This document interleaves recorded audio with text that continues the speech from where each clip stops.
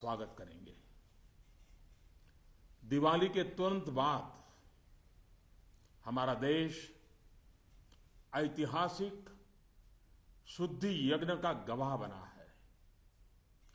125 करोड़ देशवासियों के धैर्य और संकल्प शक्ति से ये जो शुद्धि यज्ञ चला,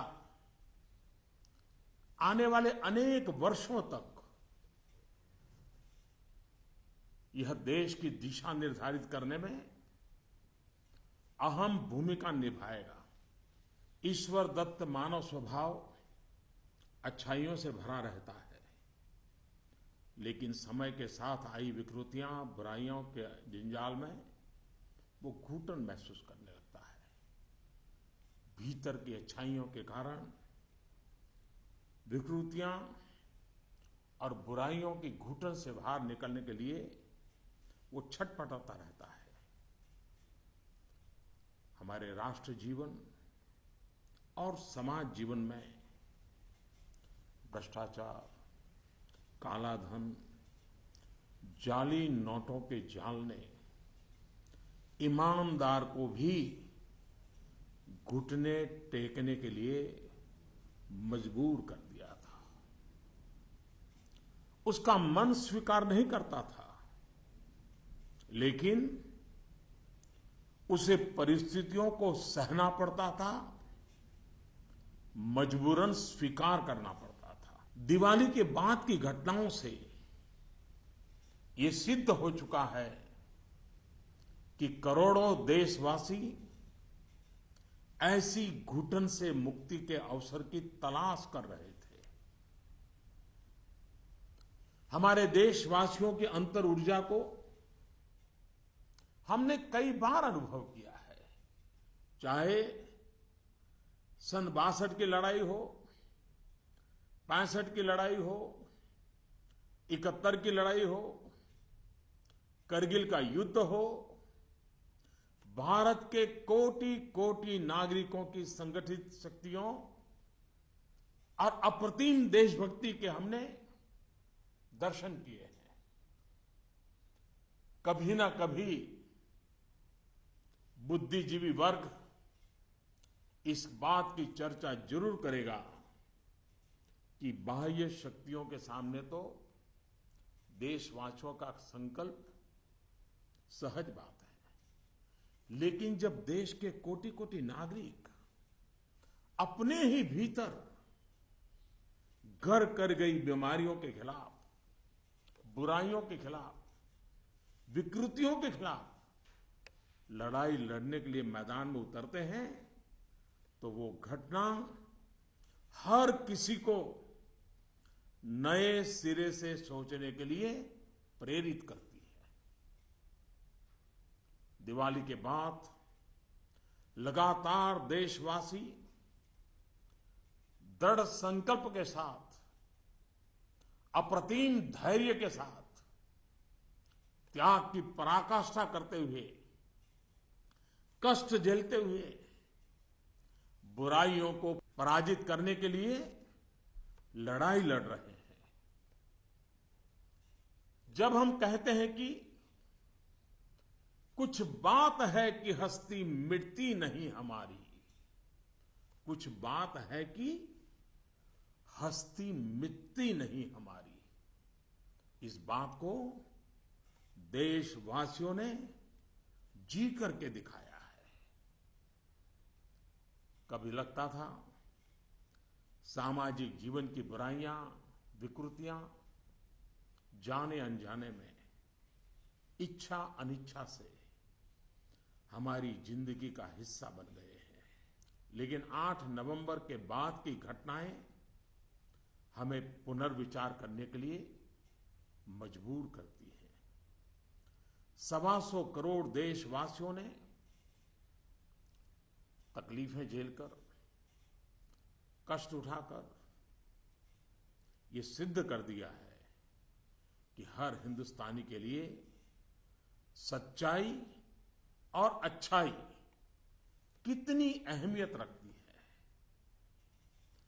काल के कपाल पर यह अंकित हो चुका है कि जनशक्ति का सामर्थ्य क्या होता है, उत्तम अनुशासन किसे कहते हैं, अपप्रचार की आंधी में सत्य को पहचानने की विवेक बुद्धि किसे कहते हैं, सामर्थ्यवान बेबाक बेईमान के सामने ईमानदारी का संकल्प कैसे विजय पाता है, गरीबी से बाहर निकलने को आतुर जिंदगी भव्य भारत के निर्माण के लिए क्या कुछ नहीं कर सकती। देशवासियों ने जो कष्ट झेला है वो भारत के उज्जवल भविष्य के लिए नागरिकों के त्याग की मिसाल है।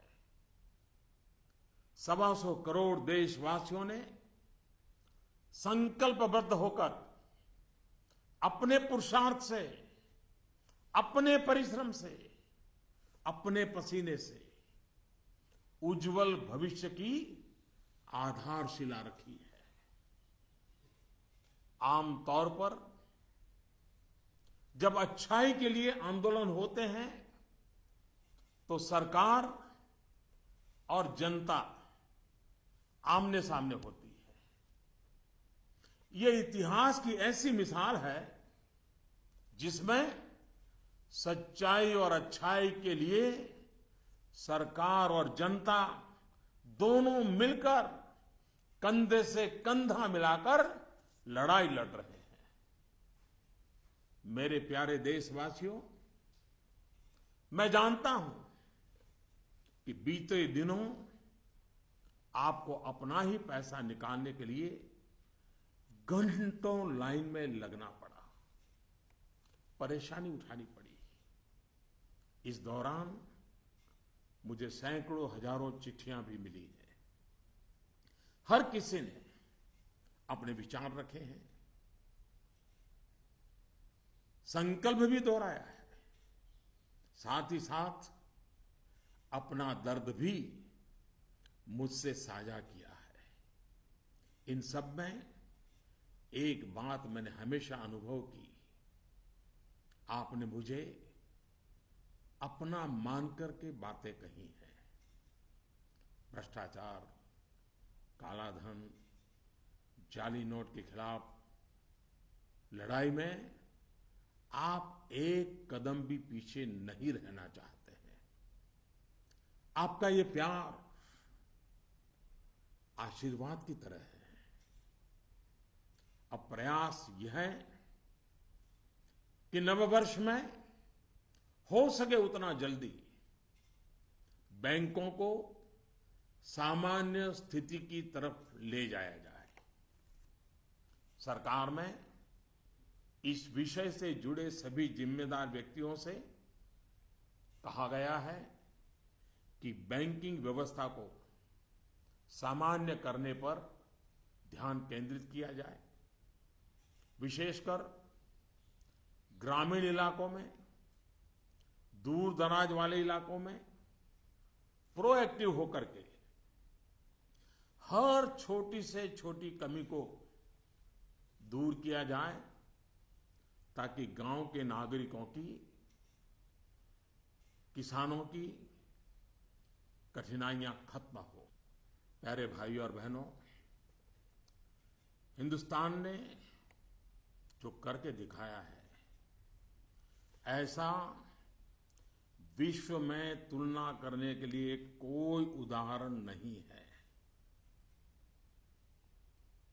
बीते कुछ वर्षों में 1000 और 500 के नोट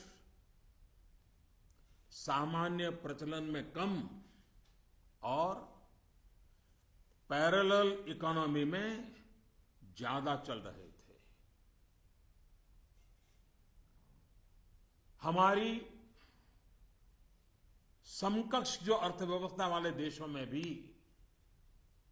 इतना कैश नहीं होता जितना हमारे यहां पहाड़ के पहाड़ हो गए। हमारी अर्थव्यवस्था में बेतहाशा बढ़े हुए नोट महंगाई बढ़ा रहे थे, काला बाजारी बढ़ा रहे थे, देश के गरीब से उसका अधिकार छीन रहे थे। अर्थव्यवस्था में कैश का अभाव, नगद का अभाव तकलीफदेह है।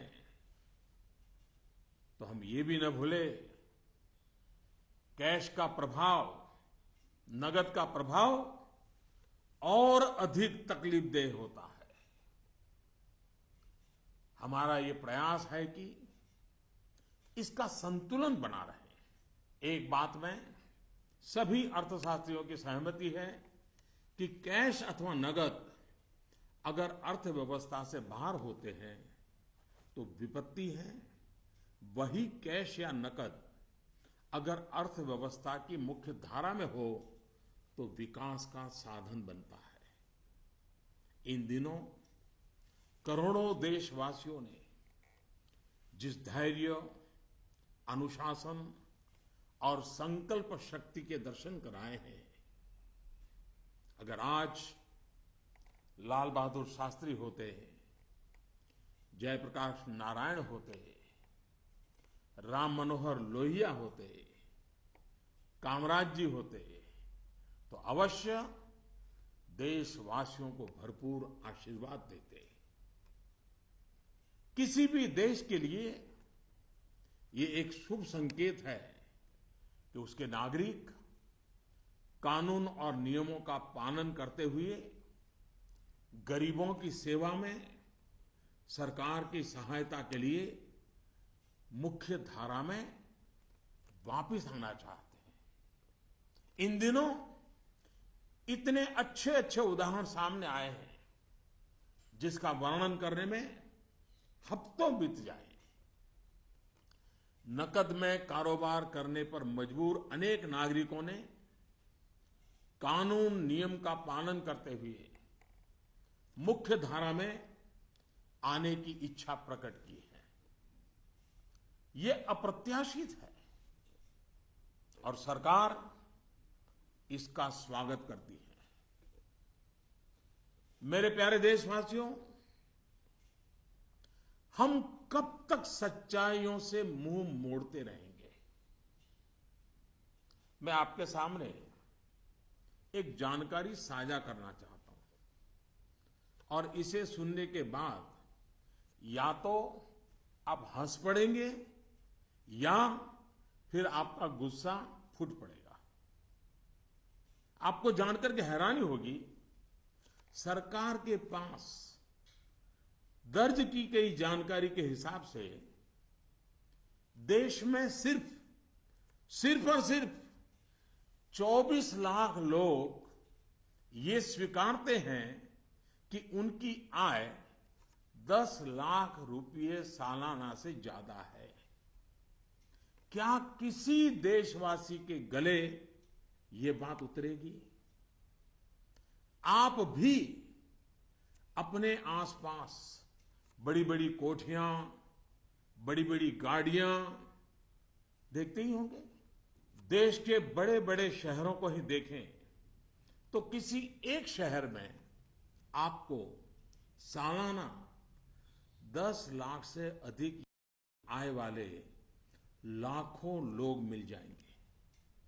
क्या आपको नहीं लगता कि देश की भलाई के लिए ईमानदारी के आंदोलन को और अधिक ताकत देने की जरूरत है? भ्रष्टाचार, काले धन के खिलाफ इस लड़ाई की सफलता के कारण ये चर्चा बहुत स्वाभाविक है कि अब बेईमानों का क्या होगा, बेईमानों पर क्या बीतेगी, बेईमानों को क्या सजा होगी। भाइयों और बहनों, कानून कानून का काम करेगा, पूरी कठोरता से करेगा, लेकिन सरकार के लिए इस बात की भी प्राथमिकता है कि ईमानदारों को मदद कैसे मिले, ईमानदारों को सुरक्षा कैसे मिले, ईमानदारी की जिंदगी बिताने वालों की कठिनाई कैसे कम हो, ईमानदारी अधिक प्रतिष्ठित कैसे हो, ये सरकार सज्जनों की मित्र है और दुर्जनों को सज्जनता के रास्ते पर लौटाने के लिए उपयुक्त वातावरण को तैयार करने के पक्ष में है। वैसे ये भी एक कड़वा सत्य है कि लोगों को सरकार की व्यवस्थाओं, कुछ सरकारी अफसरों और लाल फीताशाही से जुड़े कटु अनुभव होते रहते हैं। इस कटु सत्य को नकारा नहीं जा सकता। इस बात से कौन इनकार कर सकता है कि नागरिकों से ज्यादा जिम्मेवारी अफसरों की है, सरकार में बैठे छोटे बड़े व्यक्ति की है।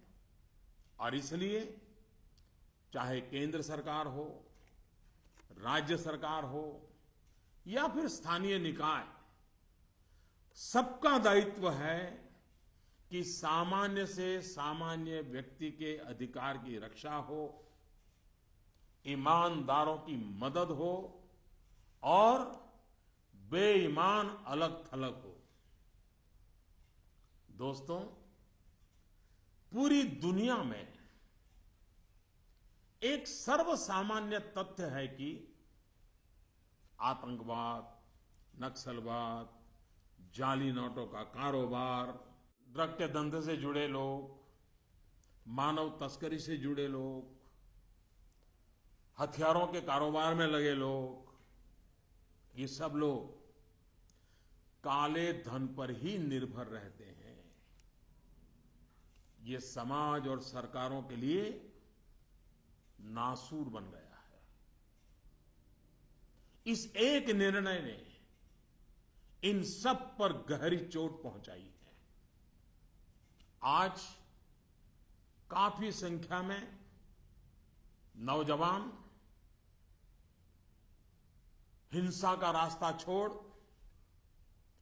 मुख्य धारा में लौट रहे हैं। अगर हम जागरूक रहें तो अपने बच्चों को हिंसा और अत्याचार के उन रास्तों पर वापस लौटने से बचा पाएंगे। इस अभियान की सफलता इस बात में भी है कि अर्थव्यवस्था की मुख्य धारा से बाहर जो धन था, वो बैंकों के माध्यम से अर्थव्यवस्था की मुख्य धारा में वापस आ गया है। पिछले कुछ दिनों की घटनाओं से ये सिद्ध हो चुका है कि चालाकी के रास्ते खोजने वाले बेईमान लोगों के लिए आगे के रास्ते बंद हो चुके हैं। टेक्नोलॉजी ने इसमें बहुत बड़ी सेवा की है। आदतन बेईमान लोगों को भी अब टेक्नोलॉजी की ताकत के कारण काले कारोबार से निकलकर कानून नियम का पालन करते हुए मुख्य धारा में आना ही होगा। साथियों, बैंक कर्मचारियों ने इस दौरान दिन रात एक किए हैं। हजारों महिला बैंक कर्मचारी भी देर रात तक रुककर इस अभियान में शामिल रही है। पोस्ट ऑफिस में काम करने वाले लोग, बैंक मित्र, सभी ने सराहनीय काम किया है। हां, आपके इस भगीरथ प्रयास के बीच कुछ बैंकों में कुछ लोगों के गंभीर अपराध भी सामने आए हैं। कहीं-कहीं सरकारी कर्मचारियों ने भी गंभीर अपराध किए हैं और आदतन फायदा उठाने का निर्लज्ज प्रयास भी हुआ है। इन्हें बख्शा नहीं जाएगा। भाइयों बहनों, देश के बैंकिंग सिस्टम के लिए एक स्वर्णिम अवसर है। इस ऐतिहासिक अवसर पर मैं देश के सभी बैंकों से आग्रहपूर्वक एक बात कहना चाहता हूं। इतिहास गवाह है कि हिंदुस्तान की बैंकों के पास एक साथ इतनी बड़ी मात्रा में, इतने कम समय में धन का भंडार पहले कभी नहीं आया था। बैंकों की स्वतंत्रता का आदर करते हुए मेरा आग्रह है कि बैंक अपनी परंपरागत प्राथमिकताओं से बाहर निकलकर अब देश के गरीब, निम्न मध्यम वर्ग और मध्यम वर्ग को केंद्र में रखकर अपने कार्य का आयोजन करें। आज पूरा हिंदुस्तान जब पंडित दीनदयाल उपाध्याय की जन्म शताब्दी वर्ष को गरीब कल्याण वर्ष के रूप में मना रहा है, तब बैंक भी लोकहित के, गरीब कल्याण के इस अवसर को हाथ से न जाने दे। हो सके उतना जल्दी लोकहित में उचित निर्णय करें और उचित कदम उठाएं। जब निश्चित लक्ष्य के साथ नीति बनती है, योजनाएं बनती हैं, तो लाभार्थी का सशक्तिकरण तो होता ही है, साथ साथ इसके तात्कालिक और दूरगामी फल भी अवश्य मिलते हैं। पाई पाई पर बारीक नजर रहती है और इससे अच्छे परिणामों की संभावना भी पक्की होती है। गांव, गरीब, किसान, दलित, पीड़ित, शोषित, वंचित और हमारी महिलाएं जितनी सशक्त होगी, आर्थिक रूप से अपने पैरों पर खड़ी होगी, देश उतना ही मजबूत बनेगा और विकास भी उतना ही तेज होगा। सबका साथ, सबका विकास, इस ध्येय वाक्य को चरितार्थ करने के लिए नववर्ष की पूर्व संध्या पर देश के 125 करोड़ नागरिकों के लिए सरकार कुछ नई योजनाएं ला रही है। दोस्तों, स्वतंत्रता के इतने साल बाद भी देश में लाखों गरीबों के पास अपना घर नहीं है। जब अर्थव्यवस्था में काला धन बढ़ा तो मध्यम वर्ग की पहुंच से घर भी खरीदना दूर हो गया था। गरीब, निम्न मध्यम वर्ग और मध्यम वर्ग के लोग घर खरीद सकें, इसके लिए सरकार ने कुछ बड़े फैसले लिए हैं। अब प्रधानमंत्री आवास योजना के तहत शहरों में इस वर्ग को नए घर देने के लिए 2 नई स्कीमें बनाई गई हैं। इसके तहत 2017 में घर बनाने के लिए 9 लाख रुपए तक के कर्ज पर ब्याज में 4% की छूट और 12 लाख रुपए तक के कर्ज पर ब्याज में 3% की छूट दी जाएगी। सरकार ने प्रधानमंत्री आवास योजना के तहत गांवों में बनने वाले घरों की संख्या को बढ़ा दिया है। यानी जितने घर पहले बनने वाले थे, उससे 33% ज्यादा घर बनाए जाएंगे। गांवों के निम्न मध्यम वर्ग और मध्यम वर्ग के लोगों की जरूरतों को ध्यान में रखते हम एक नई योजना शुरू करने जा रहे हैं। 2017 में गांव में रहने वाले जो लोग अपने घर का निर्माण करना चाहते हैं या पुराने घर में कोई विस्तार करना चाहते हैं, एक दो कमरे और बनाना चाहते हैं, ऊपर एक आध नई मंजिल बनाना चाहते हैं, उन्हें 2 लाख रुपए तक के ऋण में 3% ब्याज की छूट दी जाएगी। दोस्तों, बीते दिनों चारों तरफ ऐसा वातावरण बना दिया गया था कि देश की कृषि बर्बाद हो गई है। ऐसा वातावरण बनाने वालों को मेरे देश के किसानों ने करारा जवाब दिया है। पिछले वर्ष की तुलना में इस वर्ष रबी की बुआई में 6% ज्यादा वृद्धि हुई है। फर्टिलाइजर भी 9% ज्यादा उठाया गया है। सरकार ने इस बात का लगातार ध्यान रखा कि किसानों को बीज की दिक्कत ना हो, खाद की किल्लत ना हो, कर्ज लेने में परेशानी ना आए। अब किसान भाइयों के हित में कुछ और अहम निर्णय भी लिए गए हैं। डिस्ट्रिक्ट कोऑपरेटिव सेंट्रल बैंक और प्राइमरी सोसाइटी से जिन किसानों ने खरीफ और रबी की बुआई के लिए कर्ज लिया था, उस कर्ज के 60 दिन का ब्याज सरकार वहन करेगी और किसानों के खातों में ट्रांसफर करेगी। कोऑपरेटिव बैंक और सोसाइटी से किसानों को और ज्यादा कर्ज मिल सके, इसके लिए उपाय किए गए हैं।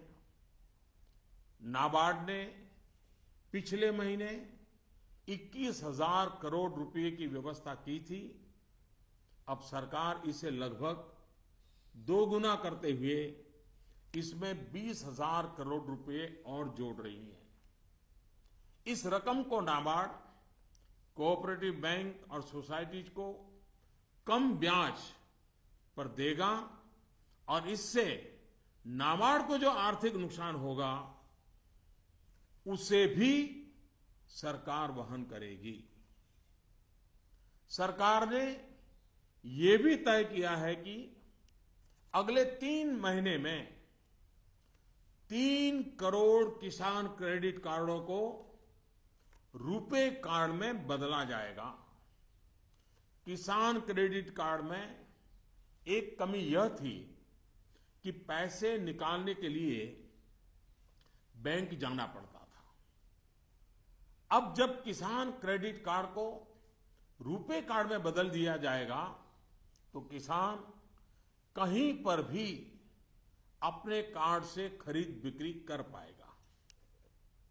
भाइयों और बहनों, जिस प्रकार देश की अर्थव्यवस्था में कृषि का महत्व है, उसी प्रकार विकास और रोजगार के लिए लघु और मध्यम उद्योग, जिसे एमएसएमई भी कहते हैं, इसका भी महत्वपूर्ण योगदान है। इस बात को ध्यान में रखते हुए सरकार ने इस क्षेत्र के लिए कुछ निर्णय लिए हैं जो रोजगार बढ़ाने में सहायक होंगे। सरकार ने तय किया है कि छोटे कारोबारियों के लिए क्रेडिट गारंटी 1 करोड़ रुपए से बढ़ाकर 2 करोड़ रुपया करेगी। भारत सरकार एक ट्रस्ट के माध्यम से बैंकों को ये गारंटी देती है कि आप छोटे व्यापारियों को लोन दीजिए, गारंटी हम लेते हैं। अब तक यह नियम था कि 1 करोड़ रुपए तक के लोन को कवर किया जाता था।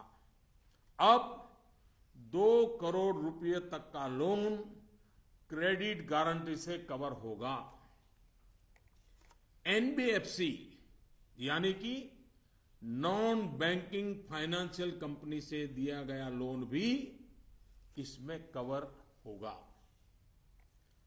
सरकार के इस फैसले से छोटे दुकानदार, छोटे उद्योगों को ज्यादा कर्ज मिलेगा। गारंटी का खर्च केंद्र सरकार द्वारा वहन करने के कारण इन पर ब्याज दर भी कम होगी।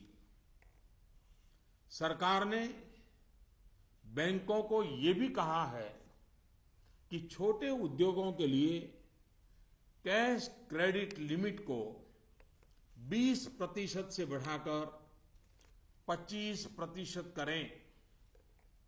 इसके अलावा डिजिटल माध्यम से हुए ट्रांजैक्शन पर वर्किंग कैपिटल लोन 20% से बढ़ाकर 30% तक करने को कहा गया है। नवंबर में इस सेक्टर से जुड़े बहुत से लोगों ने कैश डिपॉजिट किया है। बैंकों को कहा गया है कि वर्किंग कैपिटल तय करते वक्त इस बात का भी संज्ञान लिया जाए। कुछ दिन पहले ही सरकार ने छोटे कारोबारियों को टैक्स में बहुत बड़ी राहत देने का भी निश्चय किया था। जो कारोबारी साल में 2 करोड़ रुपए तक का व्यापार करते हैं, उनके टैक्स की गणना 8% आय को मानकर की जाती थी। अब ऐसे व्यापारी के डिजिटल लेन देन पर टैक्स की गणना 6% आय मानकर के की जाएगी। इस तरह उनका टैक्स काफी कम हो जाएगा। दोस्तों, मुद्रा योजना की सफलता निश्चित तौर पर बहुत ही उत्साहवर्धक रही है। पिछले साल करीब करीब 3.5 करोड़ लोगों ने इसका फायदा उठाया है। दलित, आदिवासी, पिछड़ों एवं महिलाओं को प्राथमिकता देते हुए सरकार का इसे अब डबल करने का इरादा है। मैं माताओं बहनों से भी एक बात करना चाहता हूं। गर्भवती महिलाओं के लिए भी एक देशव्यापी योजना की शुरुआत की जा रही है। अब देश के सभी 650 से ज्यादा जिलों में सरकार गर्भवती महिलाओं को अस्पताल में पंजीकरण और डिलीवरी, टीकाकरण और पौष्टिक आहार के लिए 6,000 रुपये की आर्थिक मदद करेगी। ये राशि गर्भवती महिलाओं के अकाउंट में ट्रांसफर की जाएगी, सीधी उनके खाते में जमा कर दी जाएगी। देश में माता मृत्यु दर को कम करने में इस योजना से बड़ी सहायता मिलेगी। वर्तमान में ये योजना सिर्फ 4,000 रुपये की आर्थिक मदद और पायलट प्रोजेक्ट के रूप में सिर्फ 53 जिलों में चलाई जा रही है। भारत में सीनियर सिटीजन्स, वरिष्ठ नागरिकों की संख्या भी बहुत है। सरकार ने सीनियर सिटीजन्स का भी विशेष ध्यान रखा है। सरकार वरिष्ठ नागरिकों के लिए भी एक स्कीम शुरू करने जा रही है। बैंक में ज्यादा पैसा आने पर अक्सर बैंक डिपॉजिट पर इंटरेस्ट रेट घटा देते हैं। वरिष्ठ नागरिकों पर इसका प्रभाव ना हो, इसलिए 7.5 लाख रुपए तक की राशि पर 10 साल तक के लिए सालाना 8% का इंटरेस्ट रेट, ब्याज दर सुरक्षित किया जाएगा। ब्याज की ये राशि वरिष्ठ नागरिक हर महीने प्राप्त कर सकते हैं। भ्रष्टाचार, कालाधन की जब भी चर्चा होती है तो राजनेता, राजनीतिक दल, चुनाव का खर्च, ये सारी बातें चर्चा के केंद्र में रहती है। अब वक्त आ चुका है कि सभी राजनेता और सभी राजनीतिक दल देश के ईमानदार नागरिकों की भावनाओं का आदर करें, जनता के आक्रोश को समझें। ये बात सही है कि राजनीतिक दलों ने समय समय पर व्यवस्था में सुधार के लिए सार्थक प्रयास भी किए हैं। सभी दलों ने मिलकर के स्वेच्छा से अपने ऊपर बंधनों को स्वीकार किया है। आज आवश्यकता है कि सभी राजनेता और सभी राजनीतिक दल होलियर देन दाऊ, इससे अलग हट करके, मिल बैठ करके पारदर्शिता को प्राथमिकता देते हुए भ्रष्टाचार और काले धन से राजनीतिक दलों को मुक्त कराने की दिशा में सही कदम उठाएं।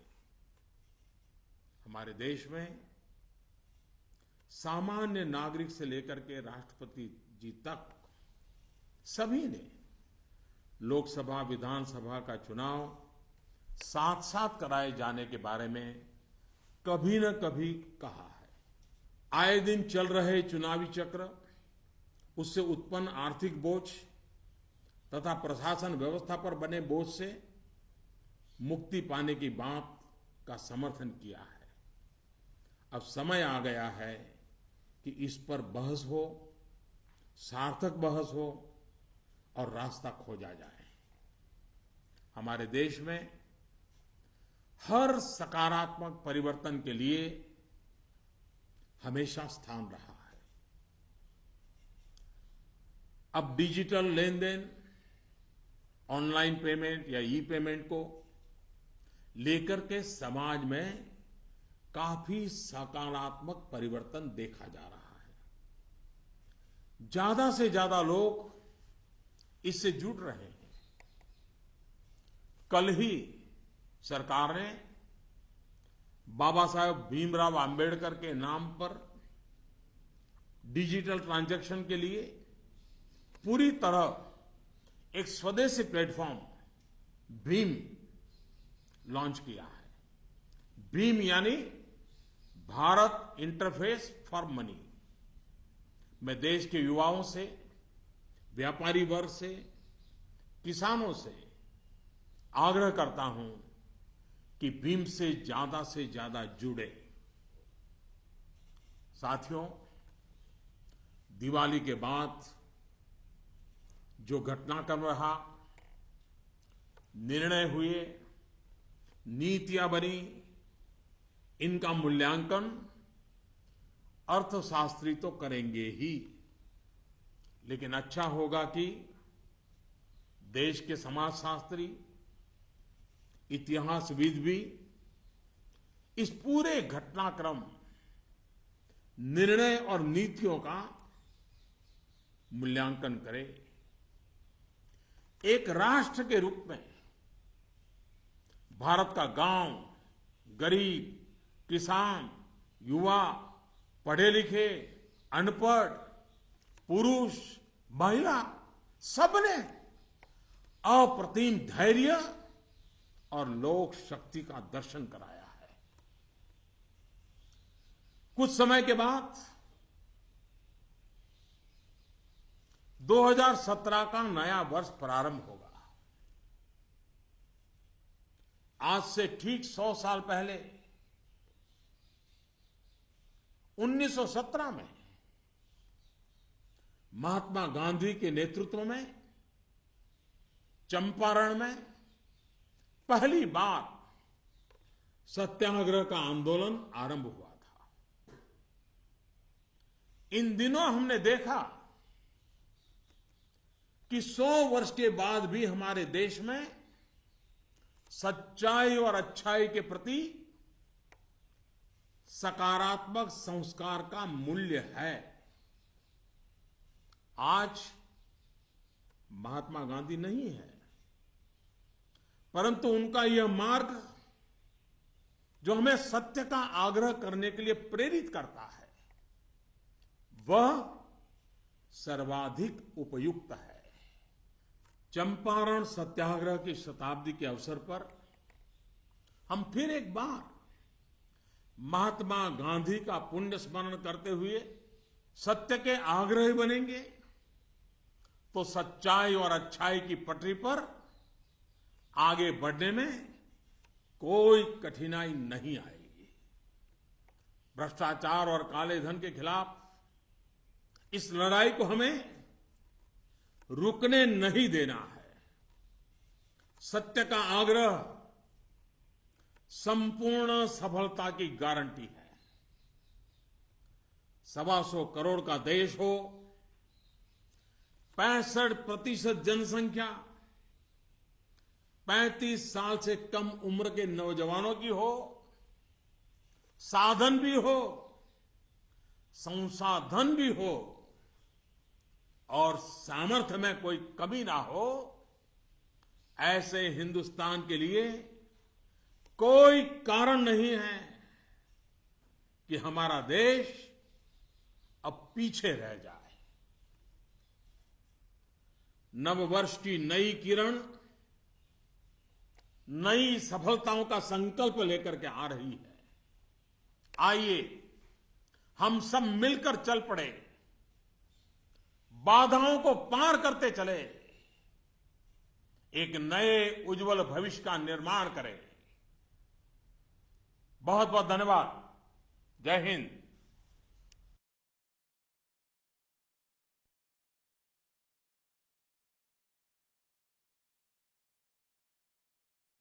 My fellow citizens, Namaskar. In a few hours, we will be ushering in the new year of 2017. 125 crore Indians will join the rest of the world in welcoming it with new hope, new energy, and new dreams. Since Diwali, our nation has been witness to a historic rite of purification.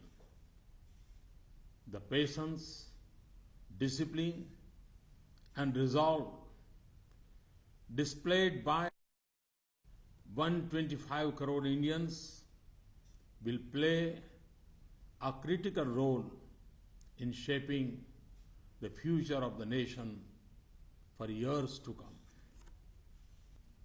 In God's creation, humans are endowed with fundamental goodness. With time, the distortions of badness creep in. People feel suffocated in a bad environment and struggle to come out of it. Corruption, black money, and counterfeit notes had become so rampant in India's social fabric that even honest people were brought to their knees. People were forced by circumstances in defiance of their inherent goodness. It seemed at times that evils and corruptions of society knowingly or unknowingly, intentionally or unintentionally, had become a part of our daily lives. Developments post Diwali have shown that crores of Indians were looking for an escape from this suffocation.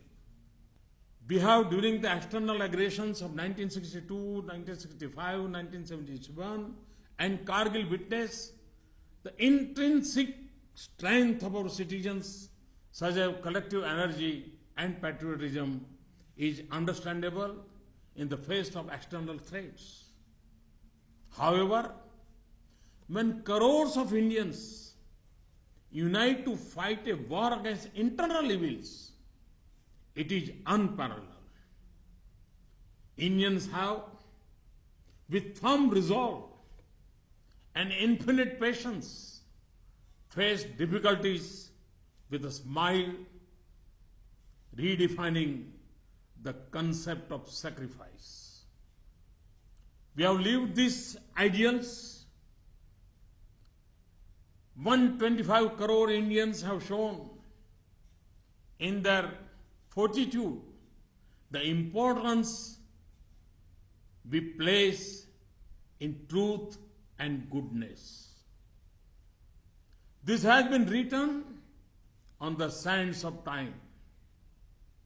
Indians have displayed the strength of people power, utmost discipline, and the ability to discern the truth in a storm of disinformation.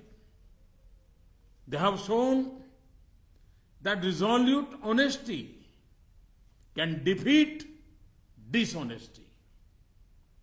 They have shown how much even people trapped in poverty are willing to do to build a glorious India. The people, through persistence, sweat, and toil, had demonstrated to the world an unparalleled example of citizen sacrifice for the brighter future of nation. Usually, when people's movements have arisen, the people and the government have been at loggerheads.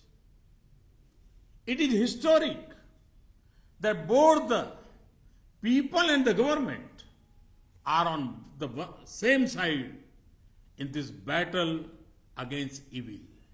The government is well aware that in this period you had to queue up and face difficulty in withdrawing your own money. I received letters from many people. They have shared their pain and sorrow with me, but also emphasized their support. You have talked to me as one of your own. In this fight against corruption and black money, it is clear that you wish to walk shoulder to shoulder with us. For us in government, this is a blessing. My effort is to take the banking system to normalcy as fast as possible in the new year. I have asked all concerned officers in the government to focus their attention to this task. They have especially been told to proactively resolve the problems in rural and remote areas. Friends, there is no precedent globally to what India has done. Nations similar to us do not have the amount of currency that we had. Over the last 10 to 12 years, 500 and 1,000 rupees currency notes were used less for legitimate transactions and more for parallel economy. The excess of cash was fueling inflation and black marketing. It was denying the poor their due. Lack of cash causes difficulty, but excess of cash is even more troublesome. Our aim is to achieve a balance. Economists agree that when cash is outside the formal economy, it is a cause of worry. When it joins the mainstream, it is an opportunity for development. I'm sure if great sons of India like Jayaprakash Narayan, Lal Bahadur Shastri, Ram Manohar Lohia,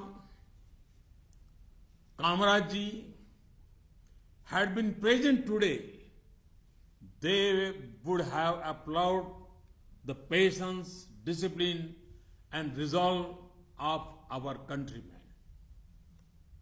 In the past few weeks, there have been many gratifying instances. It would take weeks to list them. It is a healthy trend for any nation when the people wish to join the mainstream, abiding by the law and helping the government in serving the poor. Friends, how long will we overlook facts that stare us in the face? I wish to share some information with you which will either make you laugh or make you angry. According to information with the government, there are only 24 lakh people in India who accept that their annual income is more than 10 lakhs rupees. Can we digest this? Look at the big bungalows and big cars around you. If we look at any big city, it would have lakhs of people with annual income of more than 10 lakh. Do you not feel that for the good of the country, this movement for honesty need to be further strengthened? In this fight against corruption and black money, it is natural to debate the fate of the dishonest. What punishment will they get? The law will take its own course with its full force. But the priority of the government now is how to help the honest, protect them, and ease their difficulty. How can honesty gain more prestige? This government is a friend of good people, and it aims to build an enabling environment for the dishonest to return to the path of goodness. It is also a bitter truth that people have complaints of bad experiences at the hands of government machinery and some government officers. This reality cannot be wished away. No one can deny that government officers have a greater responsibility than common citizens.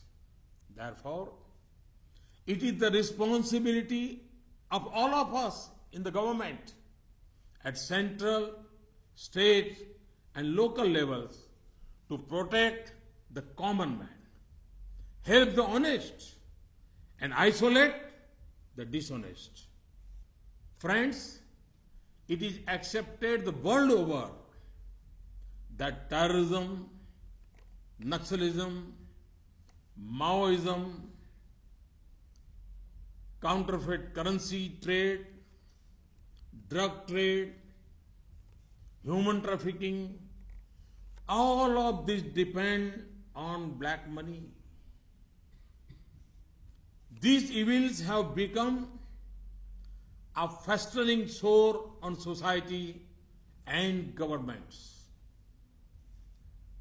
Demonetization has dealt a severe blow to these trades.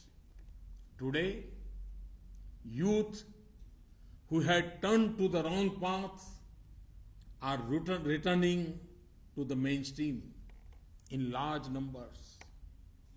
If we remain vigilant, we can now save our children from returning to those evil ways of violence and cruelty. The fact that so much of the cash in circulation has been deposited in the banking system indicates the success of this mission. Events of the last few days indicate that escape routes for the dishonest have all been sealed. Technology has played a big role. The habitual offenders will be forced to abandon their misdeeds and join the mainstream. Friends, this also represents a golden opportunity for the country's banking system. During this period, bank employees have worked day and night. Female employees too work till late hours as part of this mission. Post office staff, banking correspondents, all did exceptional work. Amid this Herculean effort, some grave crimes by some officers in some banks have come to light. Some government officers have also committed serious offenses and tried to take advantage of the situation. They will not be spared. At this historic juncture, I wish to make an appeal to the banks. History is witness that the Indian banking system had never received such a large amount of money in such a short time. While respecting the autonomy of the banks, I appeal to them to move beyond their traditional priorities and keep the poor, the lower middle class, and the middle class at the focus of their activities. India is celebrating the centenary of Pandit Deendayal Upadhyay as Garib Kalyan Varsh. Banks should also not let this opportunity slip. They should take appropriate decisions in public interest promptly. When policies and programs are made with clear objectives in mind, not only are beneficiaries empowered, but both short-term and long-term benefits are achieved. Spending is carefully scrutinized and chances of good results are maximized. The more the villages, the poor, the farmers, the Dalits, the tribals, the marginalized, the oppressed, the deprived, and women are empowered and financially enabled to stand on their own feet, the stronger the country will become and the faster will be the pace of development. Friends, to further the principle of Sabka Saath, Sabka Vikas, on the eve of the new year, government is bringing some new programs for the people. Even so many years after independence, millions of poor do not have their own home. When black money increased in our economy, houses became out of reach of even the middle class. The government has taken some major decisions to ensure homes for the poor, the neo middle class, and the middle class. Two new middle income categories have been created under the Pradhan Mantri Awas Yojana in urban areas. Loans of up to 9 lakh rupees taken in 2017 will receive interest subvention of 4%. Loans of up to 12 lakh rupees taken in 2017 will receive interest subvention of 3%. The number of housing being built for the poor under the Pradhan Mantri Awas Yojana in rural areas is being increased by 33%. In addition to this, another scheme is being put in place for the neo middle and middle class in rural areas. Loans of up to 2 lakh rupees taken in 2017 for new housing or extension of housing in rural areas will receive an interest subvention of 3%. Friends, in the last few weeks, an impression was sought to be created that the agriculture sector has been destroyed. Farmers themselves have given a fitting reply to those who were doing so. Rabi sowing is up by 6% compared to last year. Fertilizer uptake is up by 9% during this period.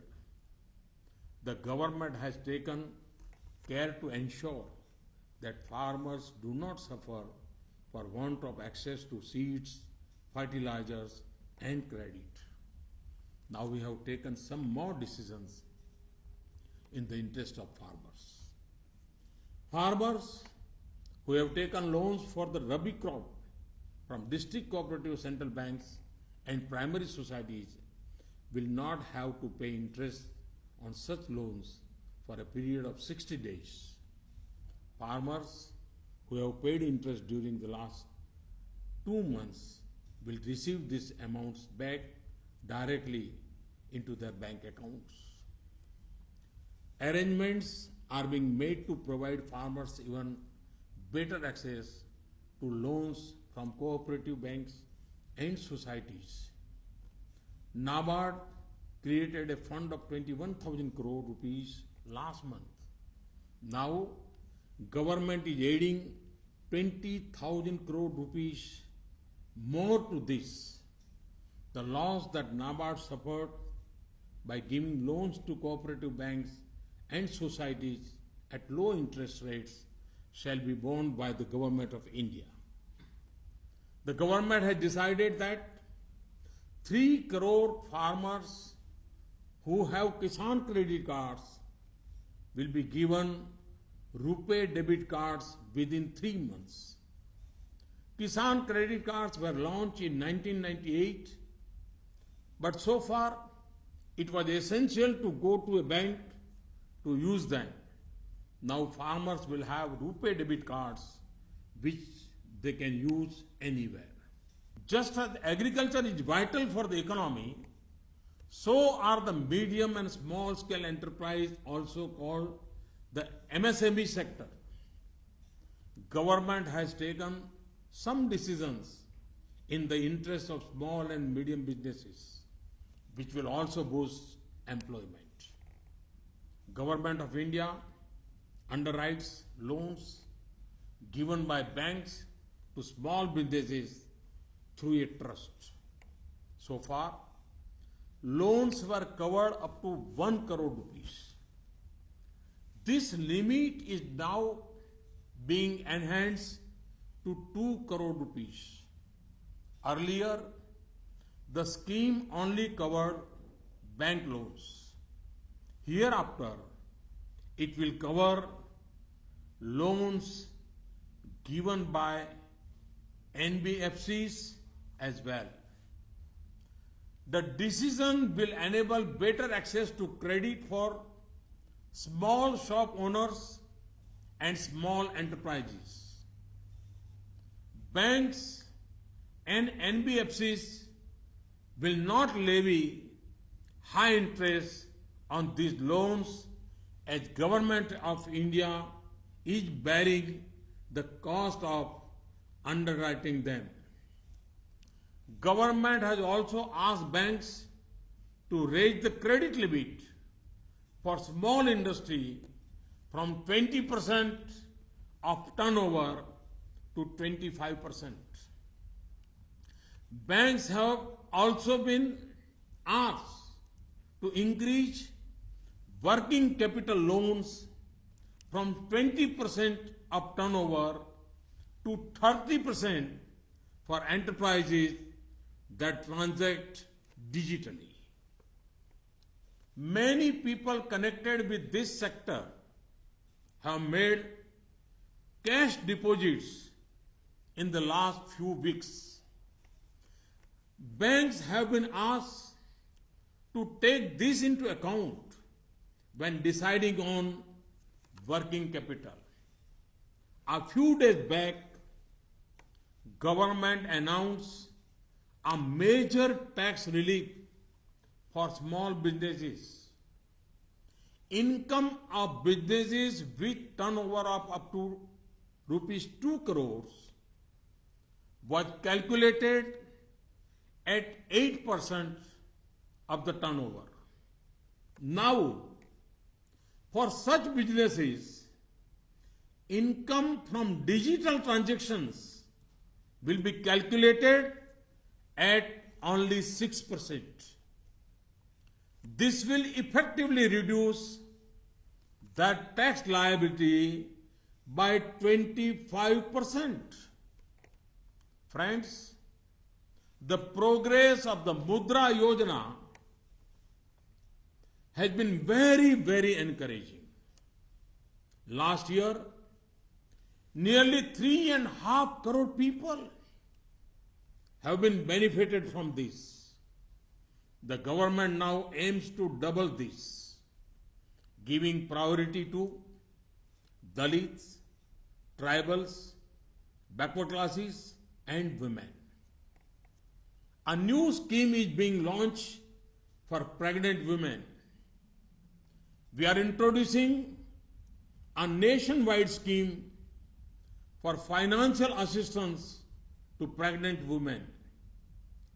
6,000 rupees will be transferred directly to the bank accounts of pregnant women who undergo institutional delivery and vaccinate their children.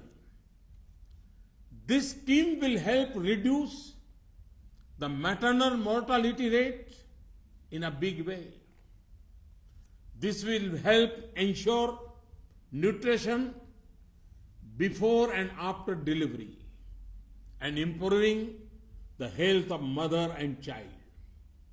So far, pregnant women in 53 districts were being given financial assistance of 4,000 rupees under a pilot project.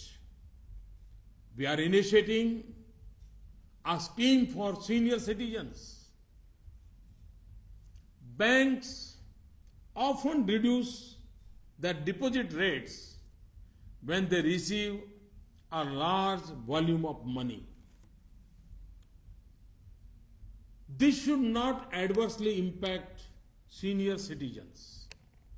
Under the scheme, senior citizens will receive a fixed interest rate of 8% for a period of 10 years on deposits up to 7.5 lakhs rupees. The interest will be paid monthly.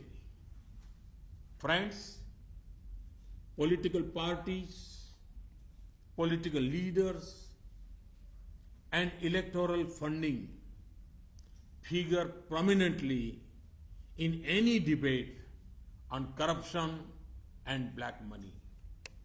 The time has now come that all political leaders and parties respect the feelings of the nation's honest citizens and understand the anger of the people. It is true that from time to time, political parties have made constructive efforts to improve the system. I urge all parties and leaders to move away from a holier-than-thou approach to come together in prioritizing transparency and take firm steps to free politics of black money and corruption.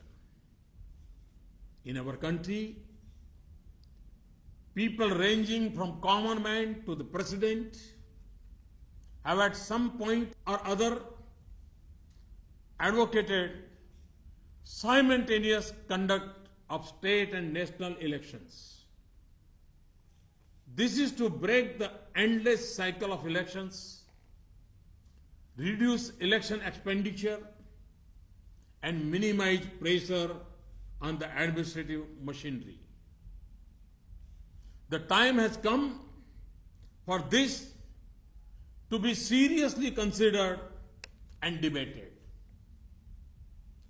Positive change has always found space in our country. We can now see a positive momentum toward digital transaction in India. More and more people are transacting digitally.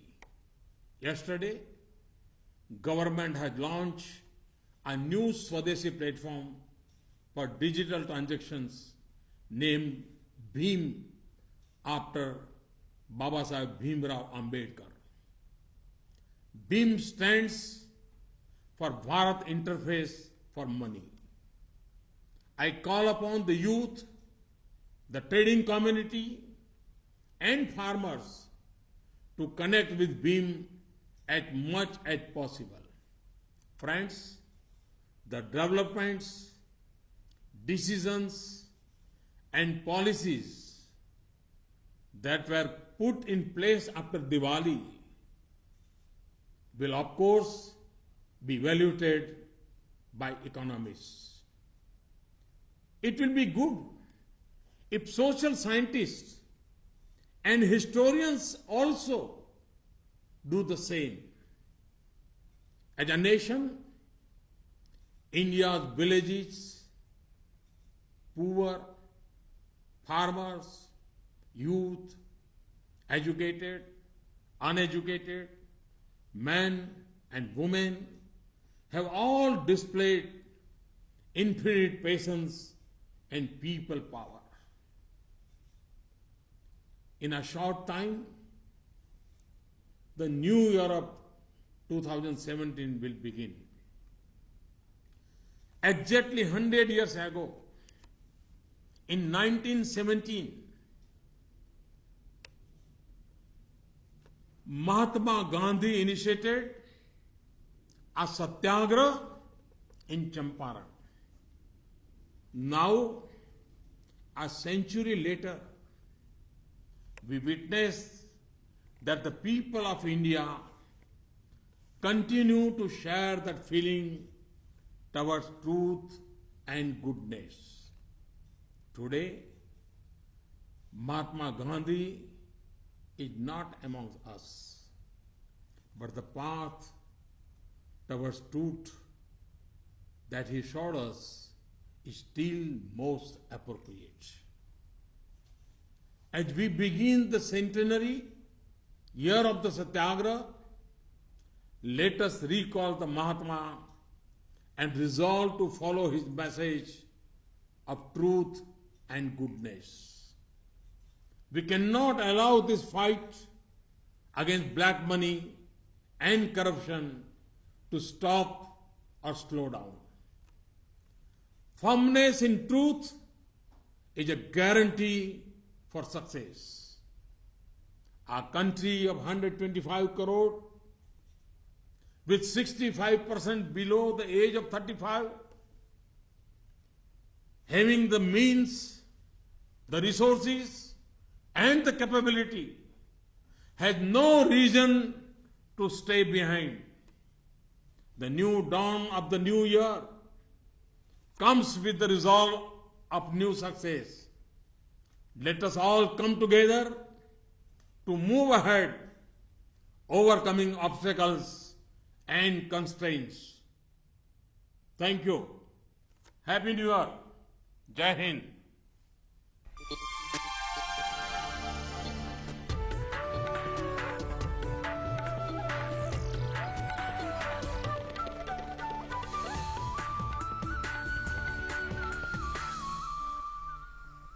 तो आप देख रहे थे सीधी तस्वीरें प्रधानमंत्री नरेंद्र मोदी के राष्ट्र के नाम संबोधन को 31 दिसंबर यानी नए साल से की पूर्व संध्या पर प्रधानमंत्री के संबोधन में बहुत कुछ ऐसी चीजें थी जो एक प्रकार से नई योजनाओं की तरह से थी और साफ तौर से किसानों की बात की जाए, गरीबों की बात की जाए, सस्ते मकानों की अपेक्षा रखने वाले आम लोगों की बात की जाए, व्यापारियों की बात की जाए, तो नए साल के तोहफे के तौर पर मुर्मू प्रधानमंत्री ने काफी कुछ चीजों का ऐलान किया है और कम से कम 2017